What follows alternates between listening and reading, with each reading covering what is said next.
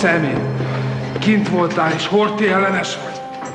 Zsidó kurva anyádat azt, hát megkapod tőlem, amit akar. I think his background never left him, where he came from. Vörös, kommunista zsidó. He was looking at life through that eye. What he was, he never forgot.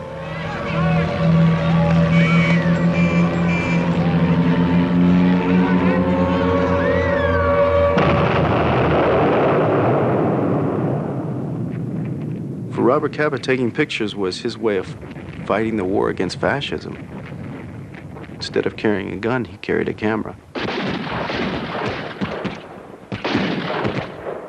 His works, I think, taught us a lot because, he dealt with a very cruel circumstance. He wasn't just an observer. He was really as humane as maybe they don't come like anymore. He really liked people, and I think this is also why people liked him. The thing was that he could be there, take photos, and you didn't know he was there. But you knew he was there. You knew he was there, but you know what I mean?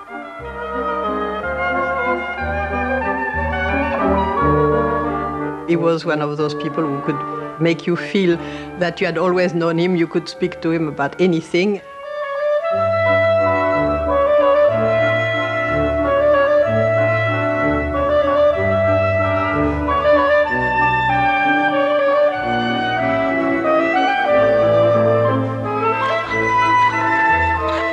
Capa was really, in some ways, a gypsy. You know, the gypsies roam. And he roamed.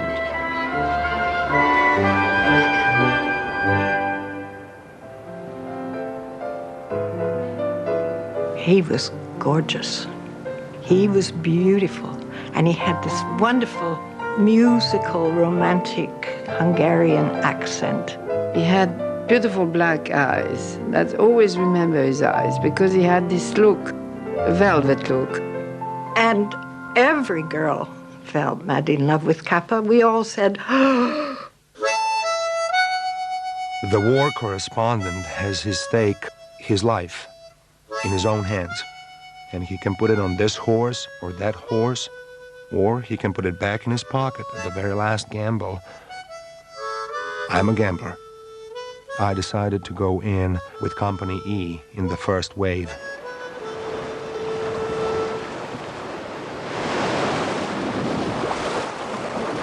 It wasn't pretty.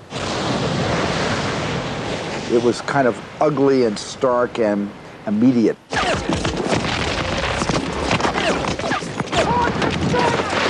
The pictures were all about chaos and madness. I did everything I could to my camera to get June 6, 44 to look exactly like the Bob Capa photographs.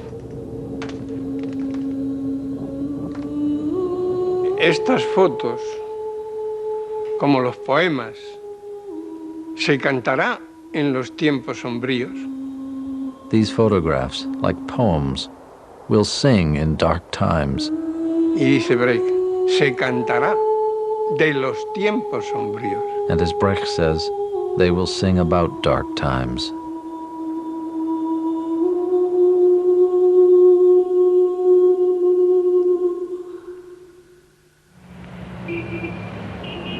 Robert Capa was born in Paris at the age of 22. He had arrived a few years earlier, a refugee from Nazi Germany. Before he became Robert Capa, his name was Andre Friedman. He had fled from Germany with a camera and not much else. He was so poor that he often went hungry. When he was desperate, he would go to a cafe, order one croissant, and pocket the whole tray.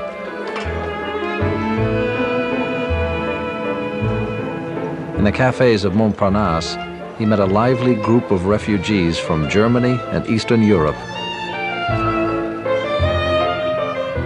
He became fast friends with a young Polish photographer named David Szyman.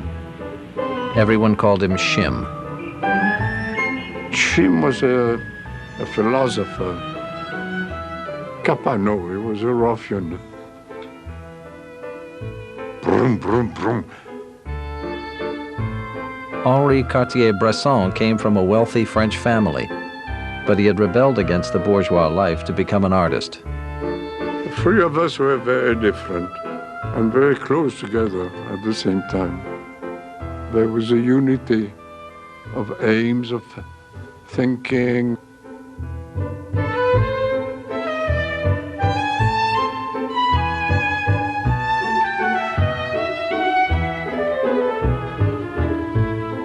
They worked together using small 35mm cameras, exploring the possibilities of this new photographic tool to get close to the subjects.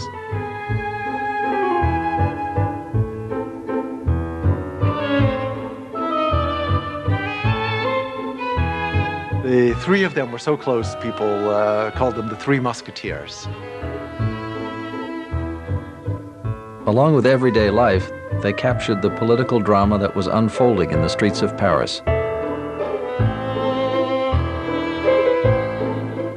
A coalition of leftist groups called the Popular Front campaigned for election, demanding better conditions for working people.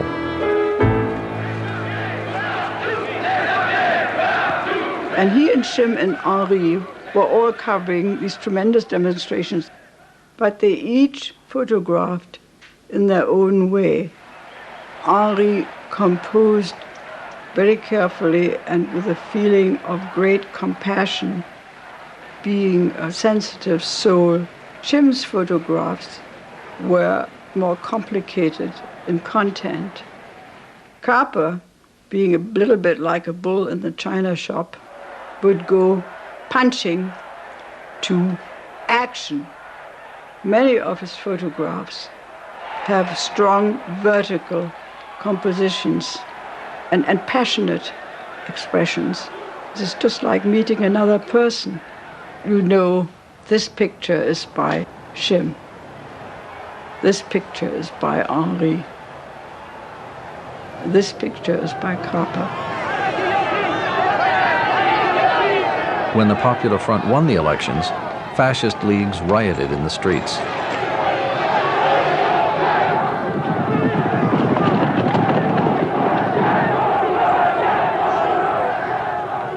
French magazines warned of the end of civilization. In bold graphic images, they exposed the darkening political landscape of Europe and the threat of Hitler's growing army. Anti-fascist articles also appeared in German magazines. This photograph, published in a Berlin journal, was taken in Budapest during a demonstration against the Hungarian dictator Niklas Horthy. One of the demonstrators was 17-year-old Andre Friedman. He was wounded by a policeman's saber and later arrested. In the big square police headquarters, Horthy's chief of police whistled Beethoven's Fifth while beating up long-haired men. I was a young man of 17 with very long hair. The next morning, the police commissioner called my mother and told her that if I left Hungary in 24 hours, certain questions would not be asked. The next day, he left for Berlin.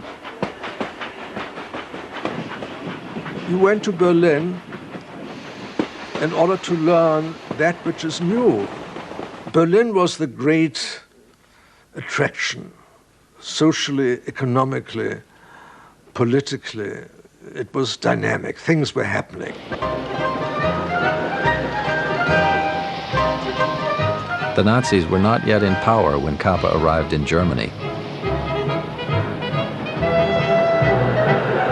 Berlin was the cultural capital of the world. Capa enrolled in journalism classes at the radical School for Political Studies. He wanted to become a newspaper reporter to fight fascism with words. He moved into a sleazy boarding house and scraped by with a small allowance. When his money ran out, His landlady evicted him. I had always loved the feel of rain on my face. But now the rain, without touching my face, went right to my shoes. I had never thought that poverty had anything to do with shoes. Now when I look at poor people, I glance at their feet. For me, he was Bondi. We called him Bondi, never Capa, because it was much later came this name. Eva Beshnio was a childhood friend from Budapest. She had just opened her own photography studio in Berlin. He came and visited me, and he said to me, "Is photography a nice profession?" Just like this. And I said, "Bondi, you can't speak about photography on this manner."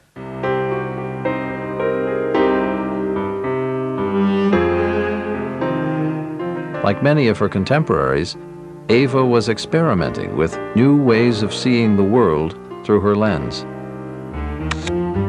She was part of a group of avant-garde photographers who had emigrated to Berlin from Hungary. To be Hungarian is a problem.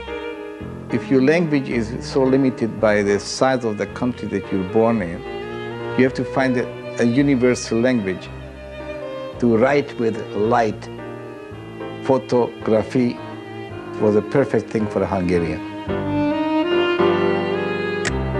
Photography was flourishing in Berlin. Some of the best photojournalists were represented by an agency called Defot, which was run by a Hungarian. I brought him to Defot, and I said, I have here a very nice boy, very intelligent and smart. Can't you give him some job?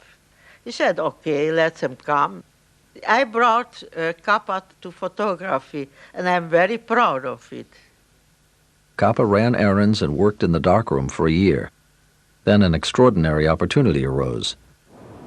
Leon Trotsky was going to speak in Copenhagen, and all of the Defot photographers were busy. Capa said, let me go. I make a photograph of him. Let me try. Trotsky was in exile, hunted by Soviet assassins, and security was very tight. I had a little Leica in my pocket, so no one thought I was even a photographer. When some workers came to carry some steel pipes into the chamber, I joined them, and my little Leica and I went to look for Trotsky.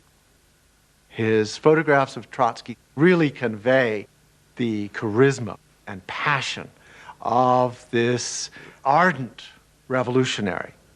And the photographs were published to great success, not only in Germany, but elsewhere. Capa was on the brink of a great career at the age of 18, but his success in Germany was doomed. Just a few months later, Hitler seized power, and Capa wisely left the country. It was not possible to stay. For him, he was Jewish, he was leftist, no, and the whole Defot where he worked was finished because it was too leftist. Capa was a displaced person all of his life. He had to leave Hungary because of his involvement in political issues and make his way to Berlin. He was a displaced person in many meanings. He was looking at life through that part, that eye. What he was, he never forgot who he was, where he came from. I think he had, as you say, a chip on his shoulder. André Friedman grew up in Budapest, a city divided by wealth, class, and geography. As a boy, he roamed through the graceful streets of Buda, where wealthy aristocrats whiled away the hours in elegant cafes.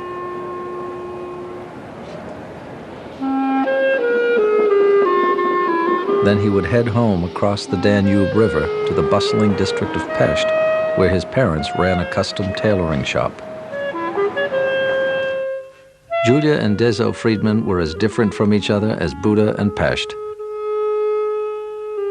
When she was young, Julia had been enchanted by her dashing Romanian husband, but the marriage soon deteriorated into a battlefield.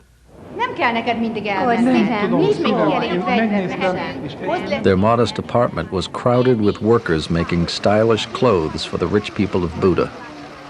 The business person of our family was my mother, who really was a very hardworking lady, and my father was a very light-hearted fellow. He didn't really believe that work was a very essential part of a Hungarian man's life, and came around 6 p.m. he would want to slip out of the house and go and play cards. On the Pest side stood the Café Moderne, where the tailors of Budapest held their daily meetings, which began with complaints about business and ended with Pinnacle. Dezo gambled with petty cash from the family business and often lost it all. I disapproved of his way of life, and I admired my mother's sturdy, strong character. So I became a sturdy, strong character young fellow, and my brother became a gambler.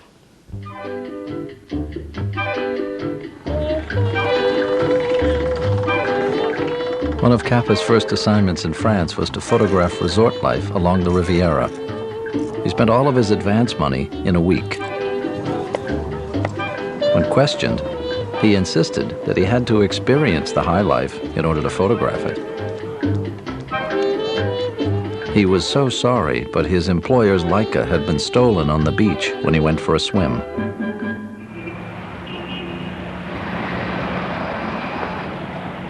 Back in Paris, he couldn't get an assignment, but he kept taking pictures. He used to come and have his photographs developed in my father's little darkroom. And when Bob didn't have time to stay, he just dumped his film in front of the door because he was always running around like mad.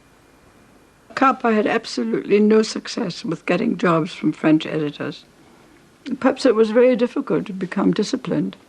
In fact, discipline only arrived with Gerda. Gerda Pohorilis was also a Jewish refugee from Nazi Germany. Like Capa, she had been jailed for protesting against fascism and had barely escaped to Paris. Gerda was able to speak French and other languages, and she was always beautifully made up. And she was very vivacious. Gerda knew how important presentation was. She was a very strong person, much like Julia. Imagine, Mother, my hair is short, I'm wearing a tie, my shoes are shined. I've become a gentleman, washed, cleaned, and pressed, like a petit bourgeois from Buda.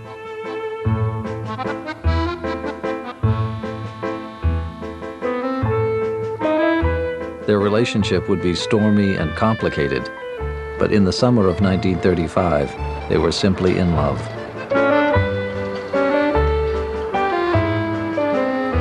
Never before in my life have I been so happy. Now, only the pick and the spade could separate Gerda and me. When they got back, they found a one-room apartment near the Eiffel Tower. I knew that it was the greatest thing in his life at the time. He was really, it was passion. Gerda introduces me to every editor and writes articles besides. On the other hand, she not only doesn't darn my socks, she doesn't do anything about the holes in her stockings. She runs around so much that she wears one out every day. She would go around and sell the pictures to editors. She was very persuasive, but not quite persuasive enough. It was time for a new strategy. And they decided they would invent an American photographer named Robert Capa. Very successful, so famous that nobody could ever really get close to him. He was always away on assignment or at some glamorous resort on vacation. The name Capa seems to be a play on the name of Frank Capra, who had just won an Academy Award. And then Gerda decided that she, fancying Greta Garbo, would call herself Gerda Taro, and that they would work together as partners. Eventually, the ruse was discovered that Andre Friedman was making the photographs that Gerda was selling as Robert Capa's. And what they decided at that point was that since the photographs were so good and they were getting published, that Andre Friedman might just as well become Robert Capa. People say he created his own character, but he fit it. He created a character that took advantage of all his innate qualities. I mean, if you had written a character like Bob Capa and you knew him, you'd say, the perfect person to play this role is Bob Capa. Dear good mother, I'm working under a new name. My name is now Robert Capa. It's like being born again, but this time without hurting anybody.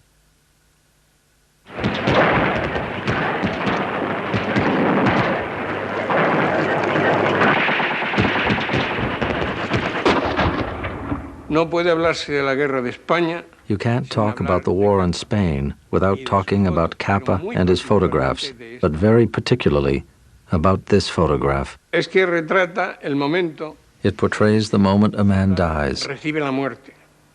Y la recibe, como decía and he nuestro receives poeta, death, en un as our poema poet que hay Miguel says. de Miguel sobre eso, la recibe He de receives pie, death on his feet, cayendo, pero falling, de pie. but on his feet. Pierde la vida y mantiene la dignidad. He loses his life, but maintains his dignity. Fascist planes bombed Madrid with support from Hitler and Mussolini. Madrid estaba sitiado. Madrid was under siege.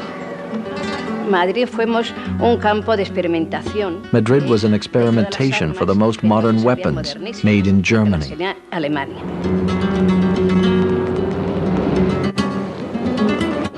Bombardeaban, estábamos en... They bombed us when we were in line buying bread.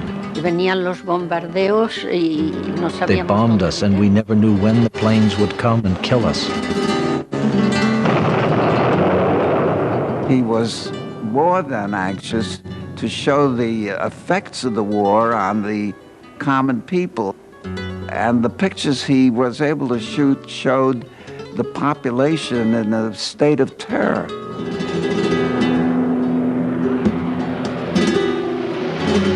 Pictures he caught of the people under bombardment are extraordinary. Of course, what's not seen there, but you have to know that he was standing there while they were running.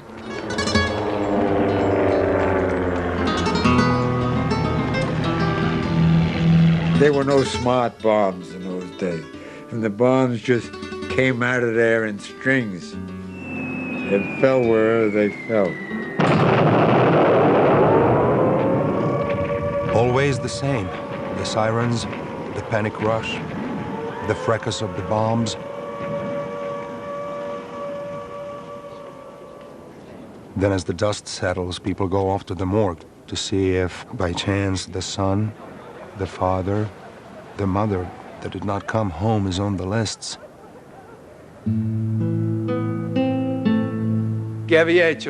What did this woman do? She was certainly neither a Republican nor a supporter of Franco. She was a human being living her life, asking, what is the reason why this happened? What did I do to make this happen? This is the great tragedy. And that's what Capa knew how to express.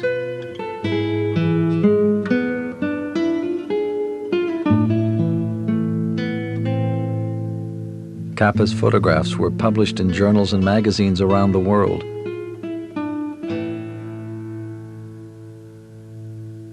Spain was his war. It was the first opportunity for the men and women of his generation to confront fascism militarily. Volunteers from all over the world came to fight for democracy in Spain. Gerda Taro, a passionate supporter of the Spanish Republic, came to Spain with Capa as a journalist.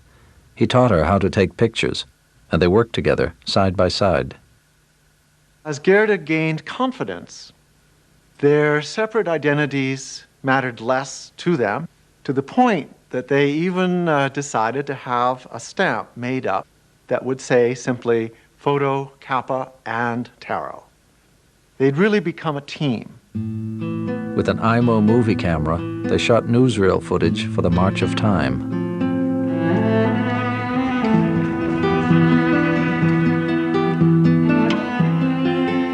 They camped with the soldiers, capturing everyday life with their cameras.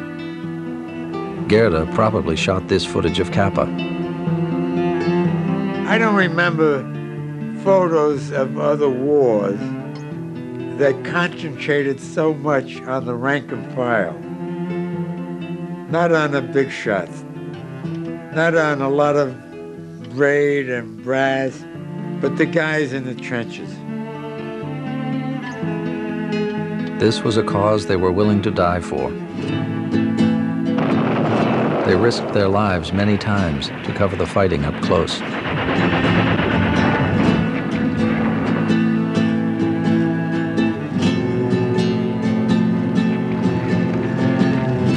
In the aftermath of one terrible battle, Gerda said, "When you think of all the fine people who have been killed, you get the feeling that somehow it's unfair to still be alive." When they came back, because they went several times, I saw their work. When I got together with them, I saw a couple in love, and it was delightful to see. They loved each other and they could work very well with each other. It was ideal, really, but very short. In July 1937, fighting broke out in the town of Brunete, just west of Madrid. Gerda grabbed her camera and raced to the scene. It was the most violent. Lasted for 21 days, and casualties were very heavy. What can I tell you? 2 battalions went in and 1 battalion came out. A general ordered Gerda to leave, but she refused. Nothing could hold her back as she raced across the battlefield, taking pictures as she ran.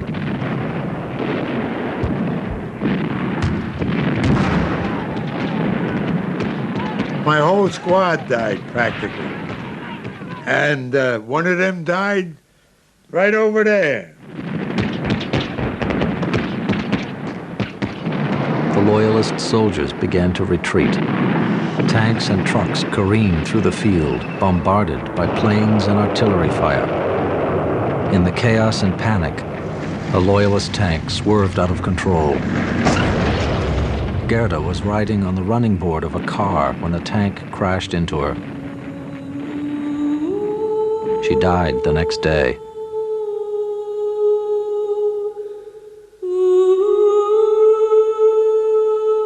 Capa learned of her death by reading the newspaper.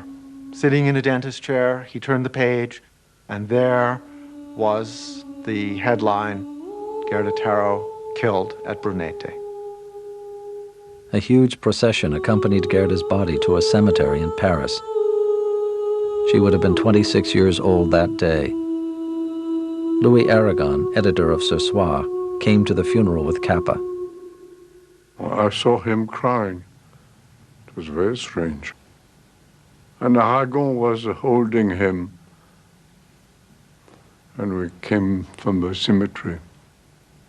The death of Gerda was terrible. All his hope and all his future disappeared in once. It changed him. I'm sure he changed completely in this time.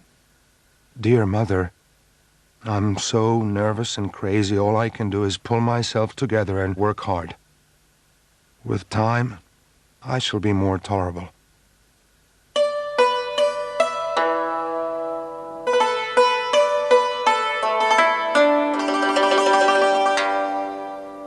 Capa went to the other side of the world, trying to forget his grief.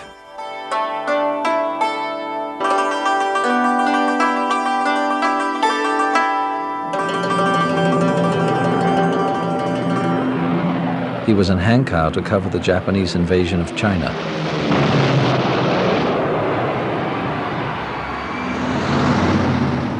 Capa was working with a film crew he had met in Spain.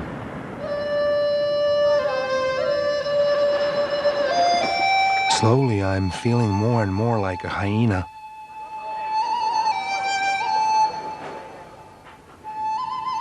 Even if you know the value of your work, it gets under your skin.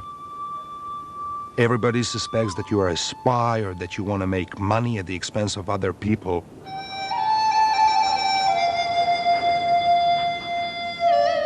The war photographer's most fervent wish is for unemployment.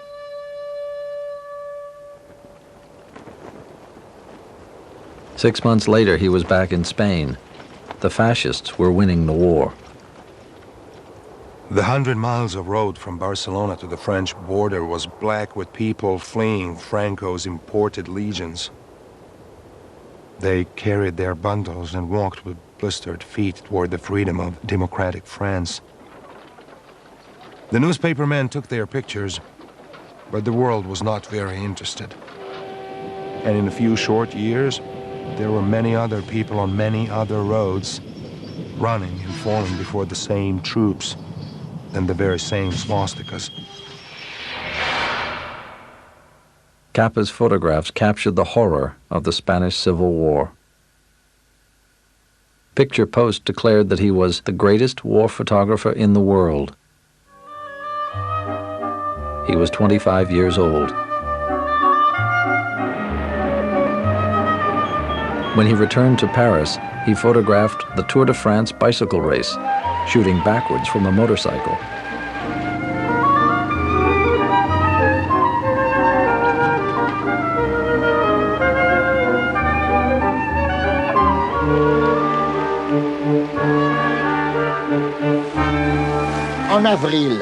In April 1939, I was in Megève, in the French Alps, and I was skiing, and at one point I stopped, and another skier actually fell right in front of me. He looked up, and it was Capa.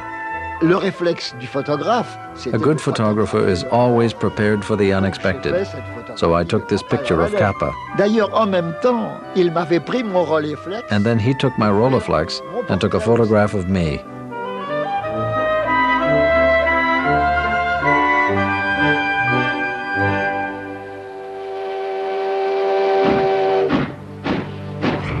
In June 1940, Paris fell to the Nazis.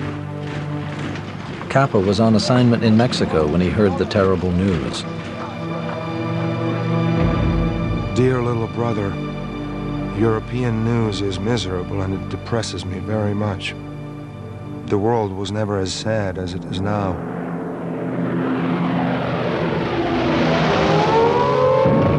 Three months later, German planes began bombing London. Capa arrived to cover the Blitz for Life magazine. That was where our house was, and that is our dog going across the street, and you can see where the bomb damage and such like has been there. Up at the top. His pictures were also published in a book called The Battle of Waterloo Road, featuring the Gibbs family. That is Tom's plate. That would be our brothers. Our brothers. Him and her didn't finish their dinners. I was the littlest in the family, and I used to sit there and wait and see how much they left. That would be the way Capa would take a photo. You didn't sort of see him standing there going, I'll take your picture. He didn't. But you knew he was there. You knew he was there, but you never, you know what I mean? It wasn't sort of up your nose type thing. He was there. The Gibbs family represented very wonderfully the undaunted spirit of the British. How the Blitz, far from demoralizing the English, as the Germans had hoped, had in fact done just the opposite. It had rallied the British spirit.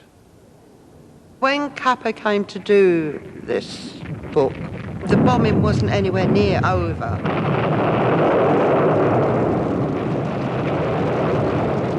You would have a night where it eased, and you would think, oh yes, it's getting better, didn't we? Like the night Dad said, oh, well, none of us will go to the shelter tonight, we'll stay at home. And it was the worst night of the bombing we'd ever had. We had to run across the road. We used to go to the shelter that's down underneath this church. People from the church army used to fetch us down tea, and we would all have cups of tea together. Most of the ladies and the gentlemen were all killed afterwards, but they did used to come down there and fetch the tea to us, and we used to sit around and chat. We all had our own bunks that we went to. And we was in the very end one, which was right under the front of the church, where the actual bomb hit. Came in. It hit the top of the actual altar itself and blew. If it hadn't hit that altar, it could have come straight through the floor to us. But when we came up in the morning, it was totally devastated, the church. There was no pews left, was there? No. So we all set to and cleaned up the church as best we could. And then people gave chairs and we sorted ourselves out. Father Hutch, which was the priest, decided that we would all get together and have one service. What those pictures tell you of the men, what they look like, what they are, And the children. what they were. They're very- and then both you've got the ends. difference of the children and their faces.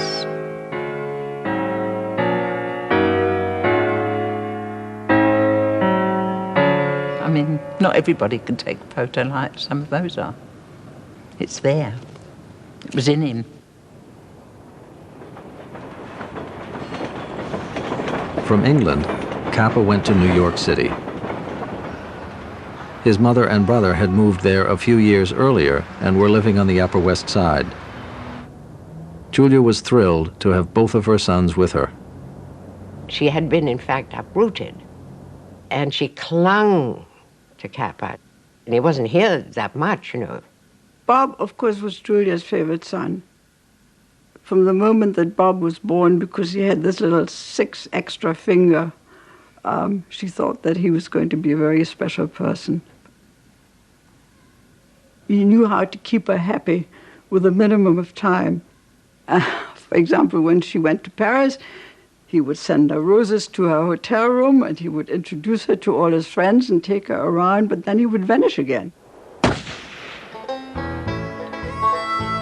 Capa went west to photograph an elk hunt. I have become a complete cowboy. They're big, tough, and healthy, and have so much fun at whatever they're doing. They don't really give a damn what's happening in Europe. He was working for Life magazine on stories that took him all across America.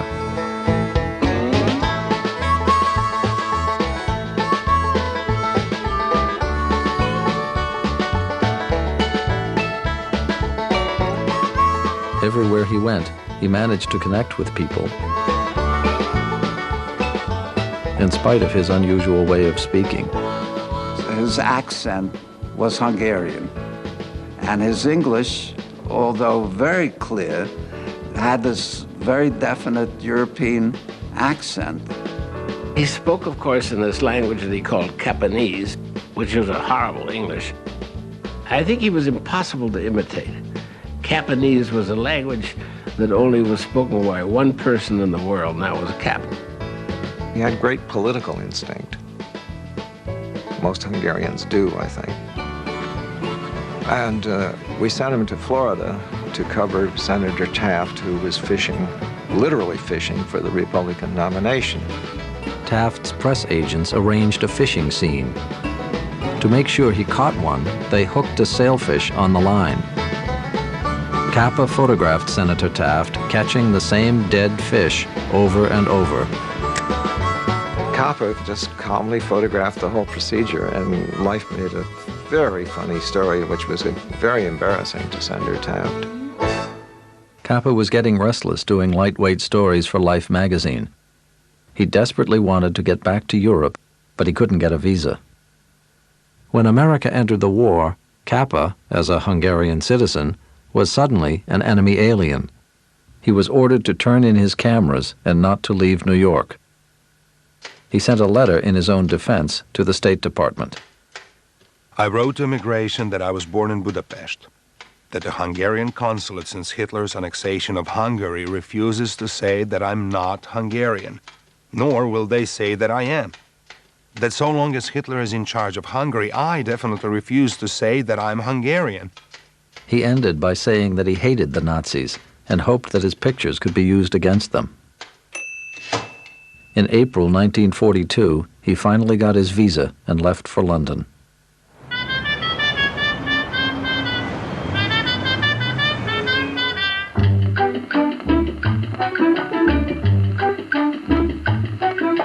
I told her the facts about my dancing. She said my rumba wasn't really bad and could be improved in no time. I answered that in 10 years no one had succeeded in making any improvements. She said she had a brand new idea. I was afraid I had one too. Capa called her Pinky after her strawberry blonde hair. They met in England while Capa was waiting for accreditation from the U.S. Army. She was married to a pilot, which made her just unavailable enough. To prepare for life at the front, he had a special uniform made by a Bond Street tailor. He said goodbye to Pinky and left for North Africa. I told her that I was a gypsy and a newspaperman, that I was very sorry and very glad, because she was far too lovely.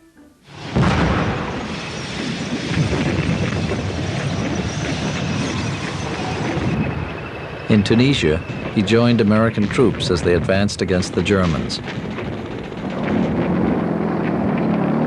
Dear Mother, I would love to be able to bring your birthday present myself, but Rommel is keeping us still busy here. From North Africa, Capa went to Sicily to cover the Allied invasion. He spent 7 months with American troops in the hard fight for Italy. I dragged myself from mountain to mountain, from foxhole to foxhole, taking pictures of mud, misery, and death. Every 5 yards a foxhole, in each at least one dead soldier. Capa was with General Patton in Sicily when Palermo surrendered. In the ruined city of Naples, he photographed a tragic story. Young boys had turned on the Germans, their hated allies, shooting at them with whatever weapons they could find. Many of the boys were killed. Inside the room were 20 primitive coffins, not well enough covered with flowers and too small to hide the dirty little feet of children. These children of Naples had stolen rifles and bullets and had fought the Germans for 14 days. These were my truest pictures of victory. After nearly a year at the front, Capa longed to get back to London and to Pinky. He knew that the invasion of France was imminent. He was glad to find Pinky waiting for him. They moved into a suite at the posh Dorchester Hotel and proceeded to spend his royalty checks in style. Journalists from all the Allied countries were gathering in London to wait for the invasion of France. Ernest Hemingway arrived. He and Capa had become friends during the war in Spain. His nickname was Papa, and I soon adopted him as a father. To prove my devotion and prosperity, I decided to give him a party. The attraction of free booze combined with Mr. Hemingway proved irresistible. It was a time of eat, drink, and be merry, for tomorrow we may die. Capa was certainly one of the liveliest of the partiers and the most reckless of the gamblers. People say that gamblers like to lose. But the big thrill is to lose everything and then to be reborn. Hundreds of ships set out under cover of night to carry Allied soldiers into the most decisive and brutal battle of the war, the invasion of Normandy. At 4 a.m., we were assembled on the open deck. 2,000 men stood in perfect silence. Whatever they were thinking, it was some kind of prayer. Capa chose the most dangerous mission, to go in with the first soldiers to land on Omaha Beach. He would be the only photographer in the first wave.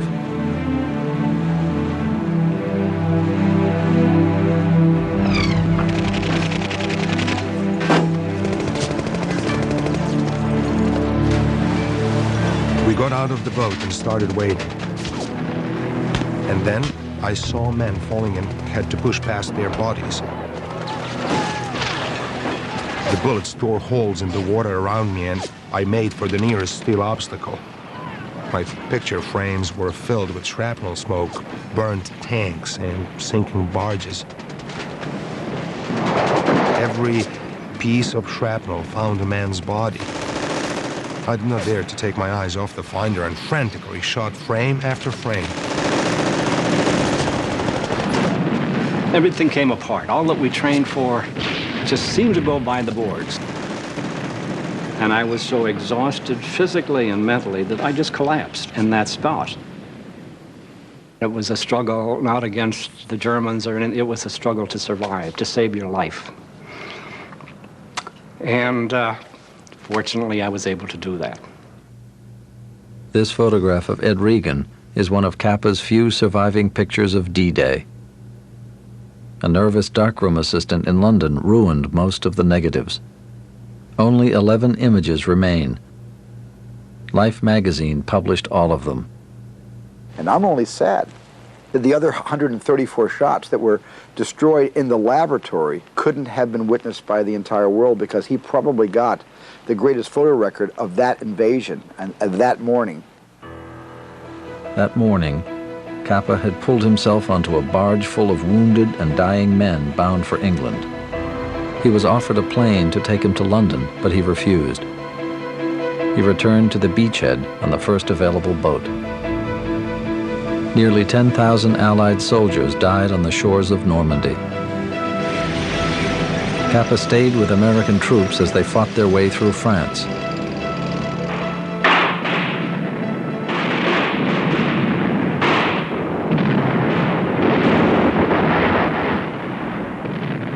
You really hate the war, but you have to admit that there is something exciting about your ability not only to test your own limits, but to participate in something big that is happening. When you're taking risks and your life is in danger, your adrenaline is pumping so high.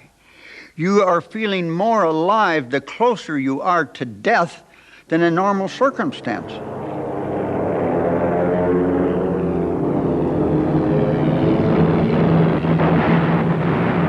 You're both completely terrified and calm at the same time. You try to focus on this camera, and you look through this hole, and that hole becomes like becomes a movie that you're watching through there in some ways, and that helps you put your fear into another place.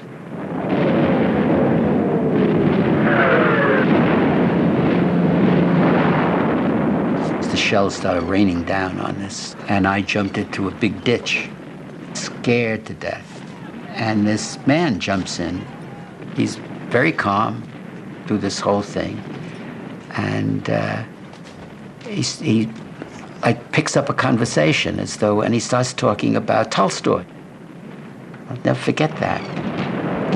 It's like this was just some noise going around. You know, and you'd hear a yell every once in a while, a scream. But he paid no attention to that. He just kept talking to me. And he calmed me down. Then the shelling died away, you know, and he kind of smiled at me and said goodbye and hopped out again and disappeared. And I crawled out, you know, and I said, somebody, who's that? And they said, this is a photographer named Capa. And that was the only time I ever saw him. Capa found himself really loved by the American soldiers and officers. He was a good man to have around. Many units even came to regard him as a good luck, that if they had Bob Capa with them, things were going to go well. Capa took all the same risks as the soldiers he photographed, from the beaches of Normandy to the Battle of the Bulge. In northern France, he prepared for his most harrowing experience of the war. That picture was taken when I was 19 years old. I heard this voice saying, "Soldier, would you mind standing up? I'd like to take your picture." I think the reason he wanted to take my picture was the fact that I had the Cheyenne Warlock. We had a Cheyenne Indian in my demolition section. And as a result, we used to go into combat with a Cheyenne Warlock. You have something, you know, hey, we're different, we're rough, we're tough, we're better. Capa had volunteered to parachute into Germany with the 17th Airborne Division. They would be jumping directly into enemy fire.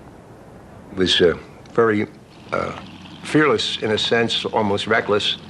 The idea was to get the photograph, and he would go to almost any lengths to get close action, good photographs.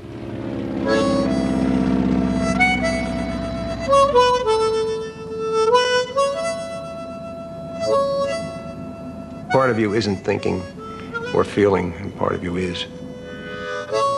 You know you're going. Hell, the plane's in the air, you know you're going. And you're not exactly sure what's going to be there when you get there. You know what is supposed to be there. I started to think over my whole life.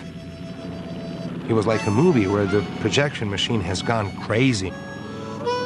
I saw everything I ever ate, ever did, and I got to the end in 12 minutes flat. 600 feet below us was the Rhine. The green light flashed, and the boys yelled, "Umbriago!"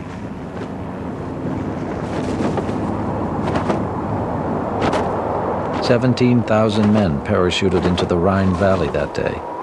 More than a third of them died there. The most amazing thing I ever saw is the way everybody just lies on the ground when they get down. It seemed like 2 minutes and everybody was just lying there. They were shooting at you as you were coming down. So sometimes some of the troops didn't quite make it to the ground alive. 10 yards away were tall trees. Some of the men who had jumped after me had landed in them, and now they were hanging helplessly. That's the last good photograph of my right foot, because I left my right foot in Europe. War is gruesome, and somebody has to show it. I often wonder if I could have done it, to be perfectly honest with you. It was one thing to be going someplace where they're throwing things at you when you can shoot back. If you don't have anything but a camera, you don't stop bullets with cameras.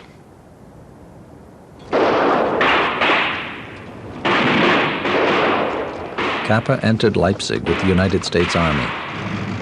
German snipers kept firing even after the city had surrendered. Capa climbed onto the balcony of an apartment building where American soldiers were shooting back. The boy had a clean, open, very young face, and his gun was still killing fascists. I clicked my shutter. That was the last one of the boy alive.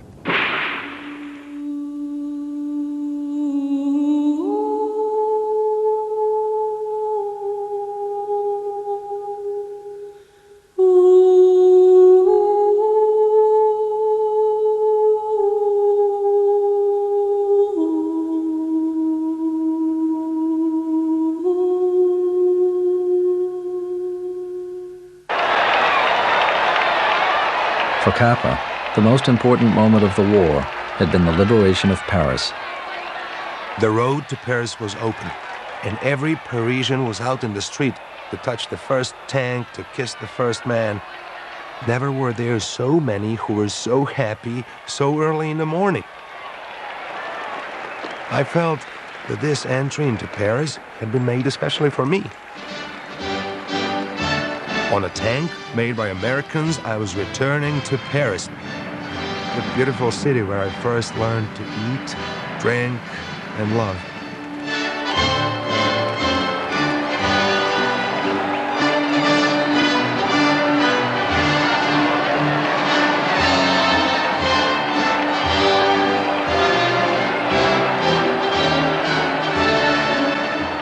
Thousands of faces in the finder of my camera became more and more blurred.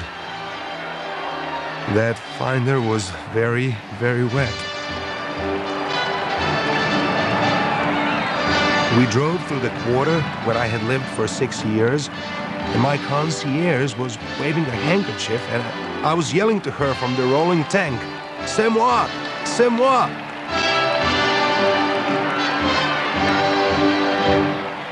Capa had been fighting fascism for nearly a decade in Spain, in China, in North Africa, and all of Europe. He was 32 years old, and the war was finally over.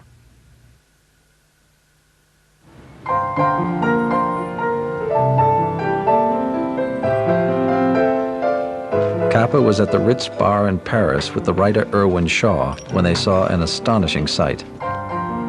Ingrid Bergman walking up the stairs.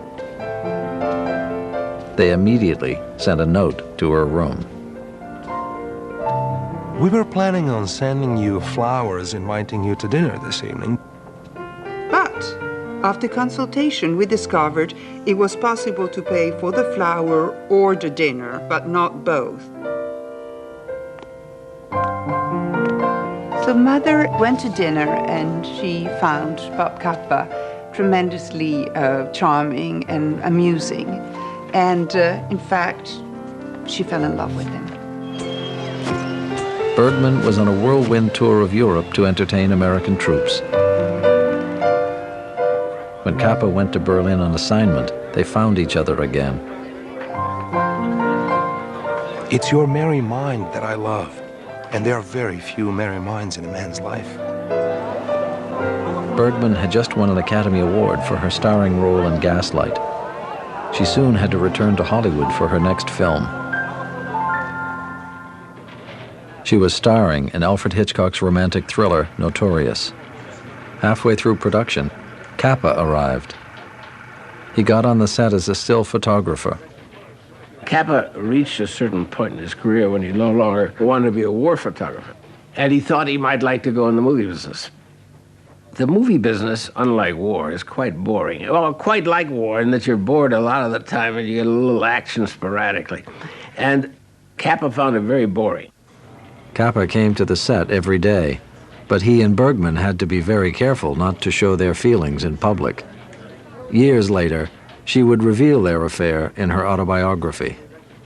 This part of being in love with Capa while she was married was not easy at all, she says, because I was so moral, so prudish, you might say, but I wanted very much to be with him. While waiting for chances to see Bergman alone, Capa explored the Hollywood social scene.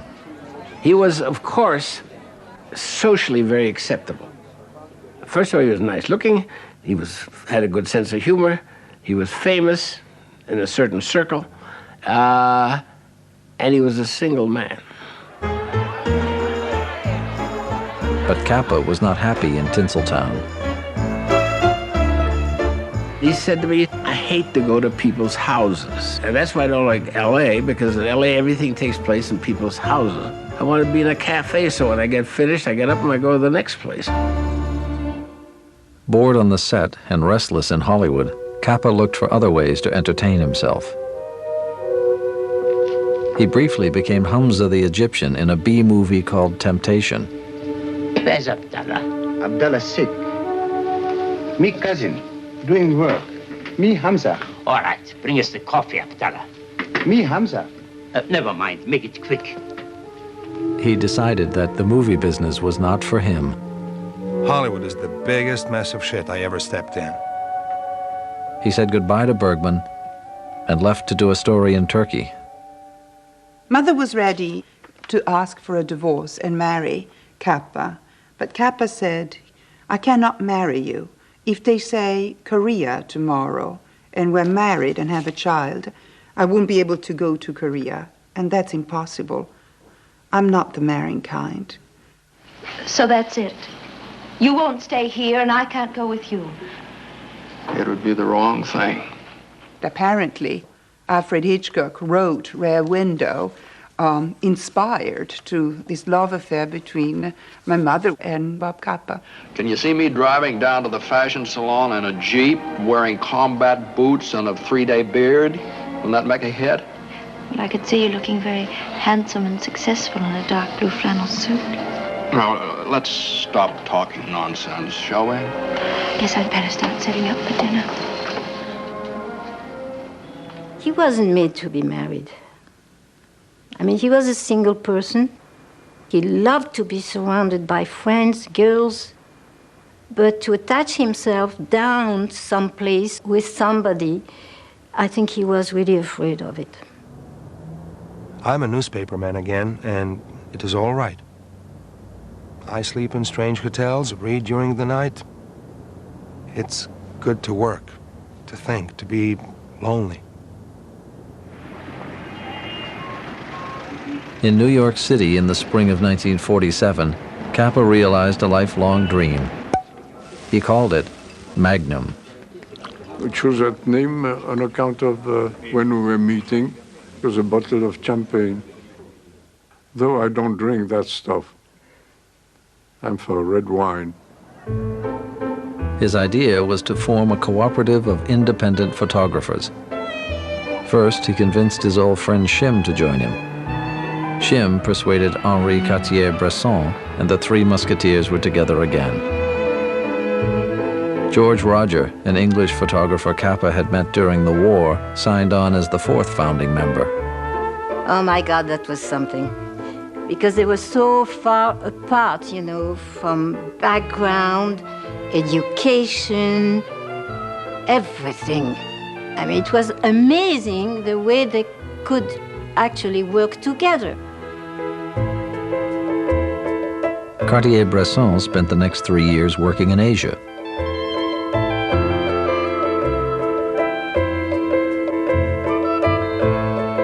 George Roger set off down the Nile to cover the far reaches of Africa.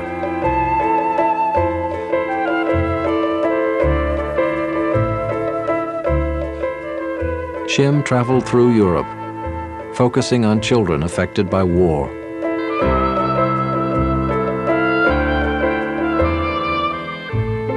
Capa became the roving photographer. His first big scoop for Magnum was in Russia. John Steinbeck, who had been a war correspondent with Capa, helped him get a visa. They boarded a plane bound for Moscow. We just wanted to find out how Russian people look, eat, make love, and what they talk about.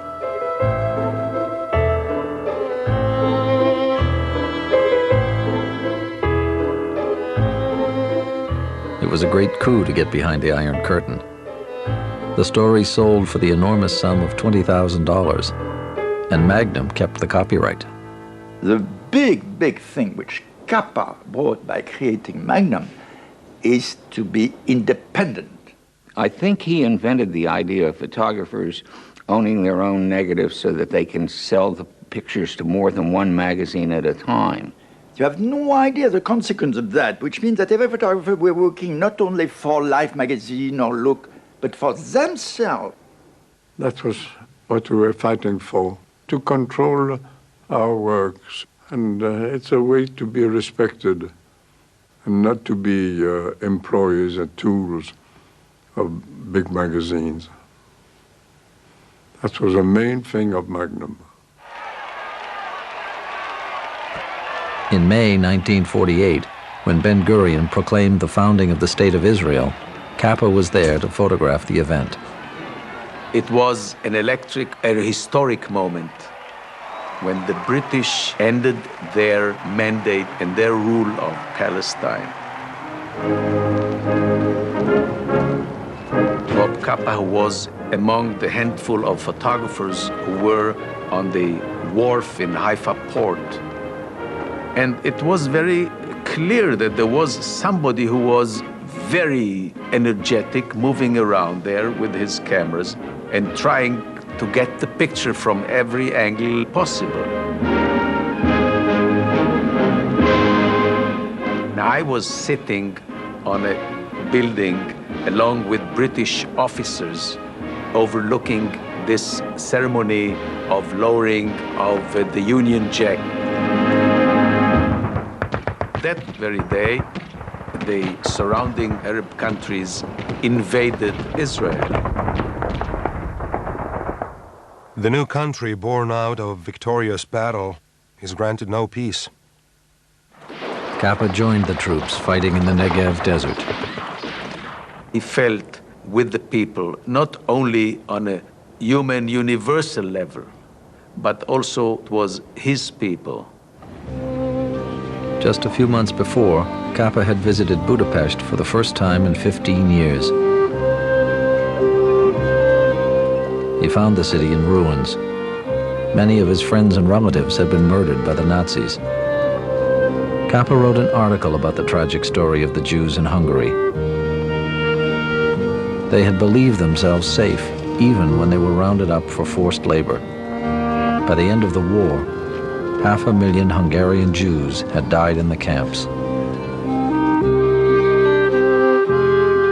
These immigrants are the motley remains of a people who 2,000 years ago left these shores to scatter to the far corners of the earth. And now, they are coming back.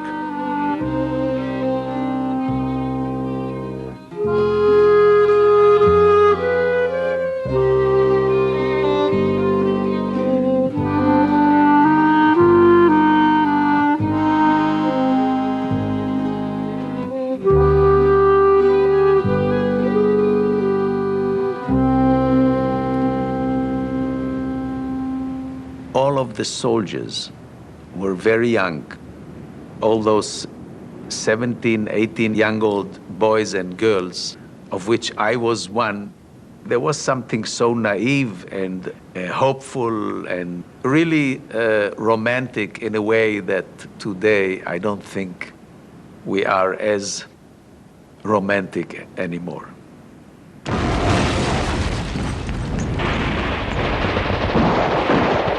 When fighting broke out in Tel Aviv, Capa was almost killed.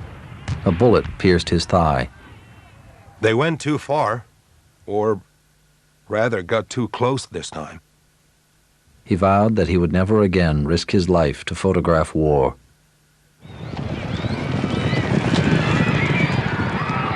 Back in Paris, Capa's gambling became legendary. He really was fascinated by the races, and it was part of what kept him alive, gambling. I mean, what fired him up. Sometimes he borrowed money from Magnum to bet on the horses.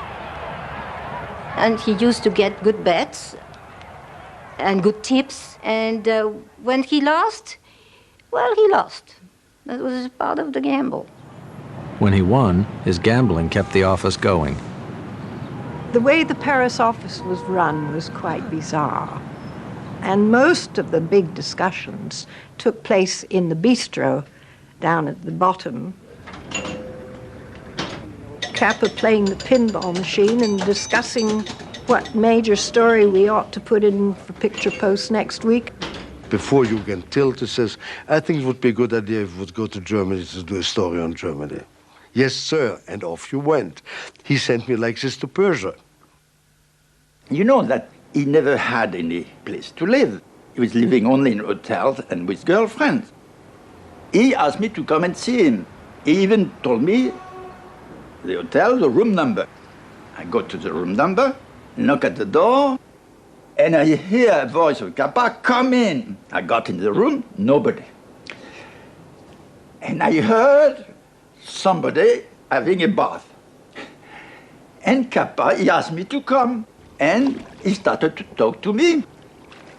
You know, I was trying to join Magnum. So Capa maybe for 5 minutes, showed him a few pictures, and with a big hop on my shoulder, he said, okay, come along with us. Capa brought many talented young photographers into Magnum. Some people said Magnum is a family. In a way, yes.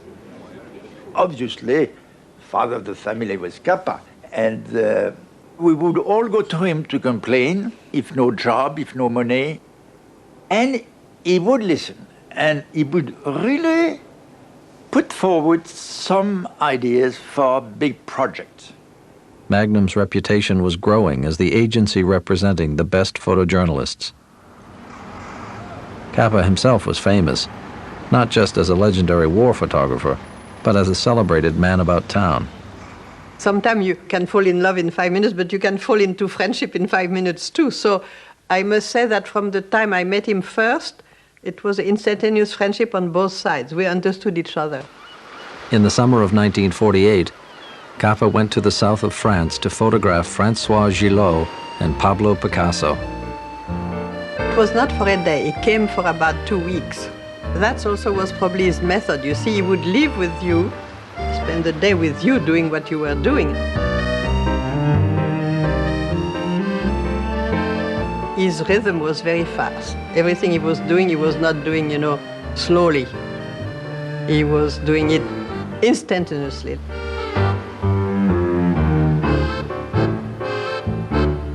He did not simmer, taking a photograph a little bit more like this, a little more like that, or waiting for the exact light, etc. No, he felt like it, bang.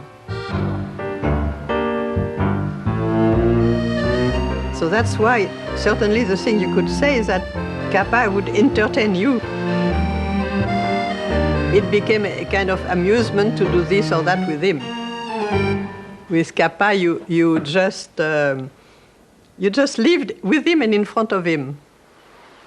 Capa had become the man he invented, a successful American photographer, always away on assignment, photographing and hobnobbing with the rich and famous around the world. It was the best of times for Capa, but very soon it would become the worst of times.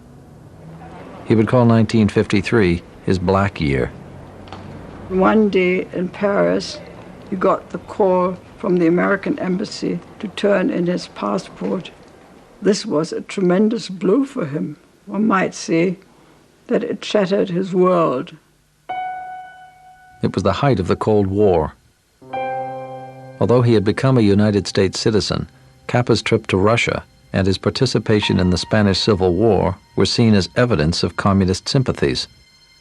In fact, Capa had made up his mind about the party a long time ago. When he was 17, he had met secretly with a communist recruiter. By 4 in the morning, we had covered most of Budapest's empty streets and all aspects of world revolution. He found that I was a fuzzy intellectual with 5 half-digested books in me and a bourgeois father. I found that his views were far less radical than I had hoped, and that his looking over his shoulder was a rather pretentious act. I decided not to join the Communist Party.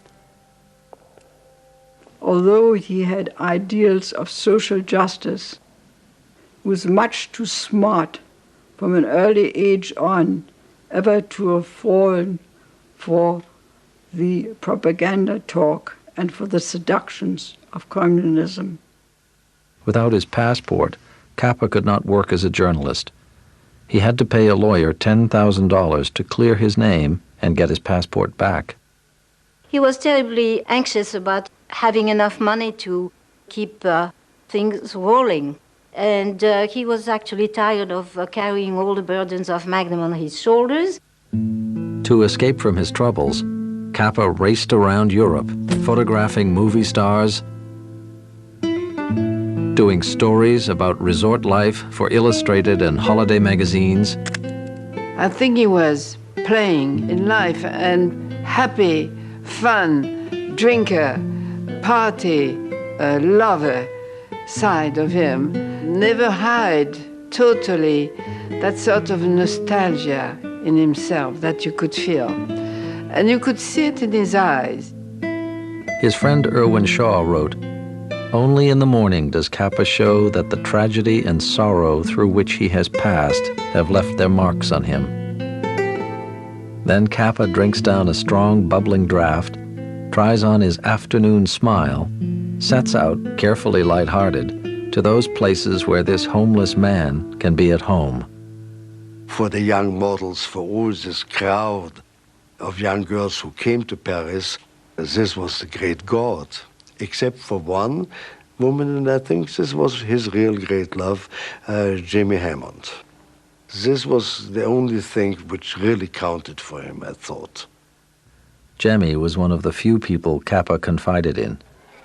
I must do something again, not only to make a living, but to live again, to get back to real work. The Deauville and Biarritz and Motley movie period is over. Early in 1954, Capa got some good news. He received an invitation to come to Japan to exhibit his work. He had such a big reception, like a hero, which he was in a sense. So that was, I think, very helpful for his morale, you know. I'm very happy with the Orient. Japan is a photographer's paradise.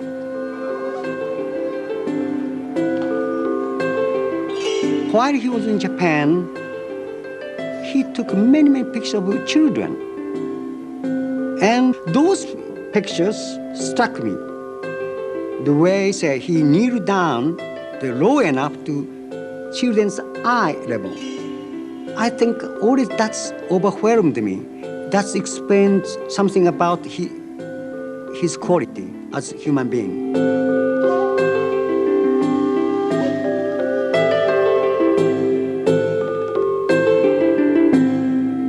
It was a great opportunity for him, and after 2 weeks he was unfortunately offered an assignment by Life magazine to cover the French war in Indochina. I called Tokyo. I said, Bob, you know, you don't have to go. This isn't our war.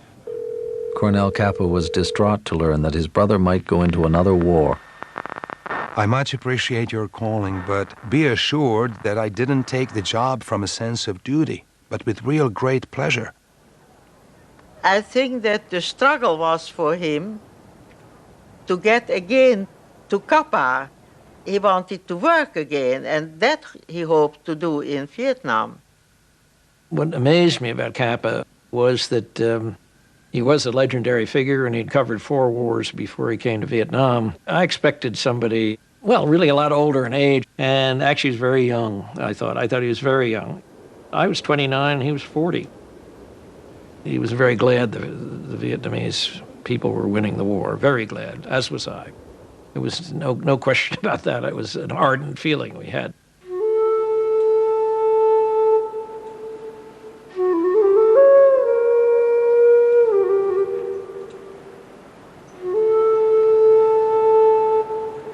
He had a great feeling all his life for mourning because he never really got over the loss of Gerda. So in Vietnam, he photographed a woman sitting at the grave of her husband or son. Capa photographed Vietnamese people living in the shadow of war.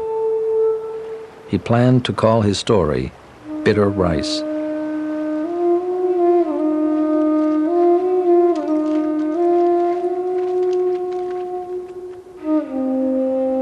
The war was almost over, and the French were retreating.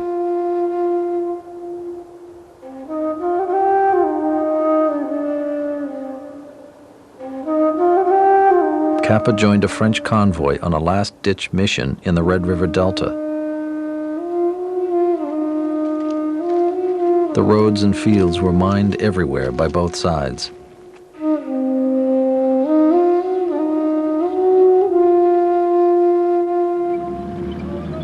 Capa was riding with a few soldiers and reporters. They warned him not to leave the convoy. He had a very famous saying, which was something like, if your picture is not good enough, you were not close enough. I don't think he was careless. He said this many times. I will be totally careful except when there's only one place from which I can take a picture, and the picture I want. He said, then I'm going to go there. When the trucks halted, Capa told his fellow journalists, "I'm going up the road a little bit. Look for me when you get started again."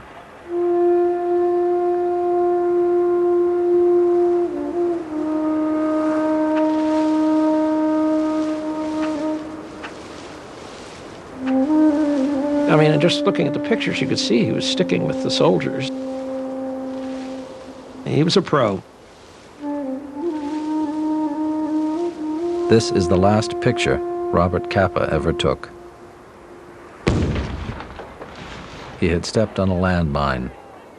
They rushed to where Capa's body was, but there was no way to save him. He was gone by the time the ambulance came.